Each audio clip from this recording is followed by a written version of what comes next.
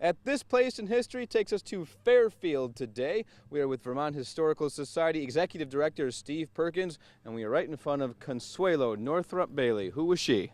So Consuelo, who was known as Connie, a little easier to pronounce, was a lot of firsts in Vermont. Now, Vermont has put out some incredible women. Politicians, public figures, you name it. She was really one of the first. And so she was the first female lieutenant governor of the state of Vermont, and right around the first in the United States as well. She was the first Vermont woman to be able to practice law in front of the Supreme Court of the United States. And she was also the first female speaker of the Vermont House of Representatives. So many firsts for this remarkable woman. She grew up right here in Fairfield on the family farm, which is across the street from this historic marker. She was doing these things in the early 1920s.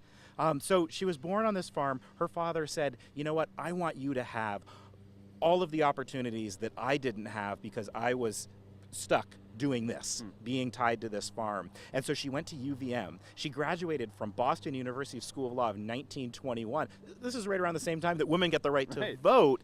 And she immediately runs for state senate, and she represents Chittenden County in the Vermont State Senate. She then becomes a secretary to Ernest Gibson, who was a congressman, and goes down to Washington, D.C., and that's when she's able to practice in front of the United States Supreme Court.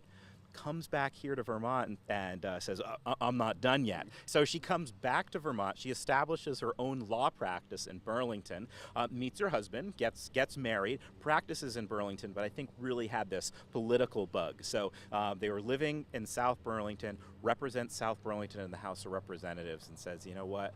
I'm going to run for Speaker of the House. And this is how she operates. So she goes and she visits every single member of the Vermont legislature leading up to that election. Now, this is driving all over the state in 1951 to say to these, I need to be the Speaker of the House. And huge historic win that she becomes Speaker of the House. I mean, these times in Vermont were still very conservative.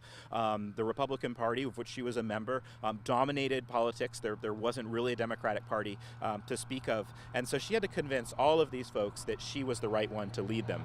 But she used that speakership as a springboard to running for lieutenant governor. At the time, all the politicians were saying, you know, she's teeing up. She's going to be Vermont's first female governor. Running into the 1956 election for governor, she decided not to run.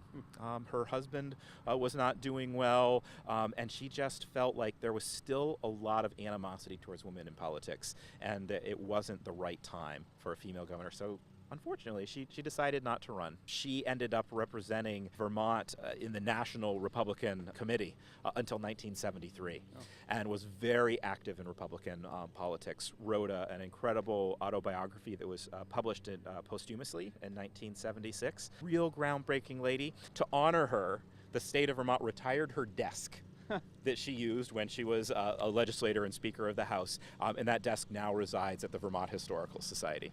You can go check that out. And you can check out the historical marker right here in Fairfield, right outside the library, at This Place in History.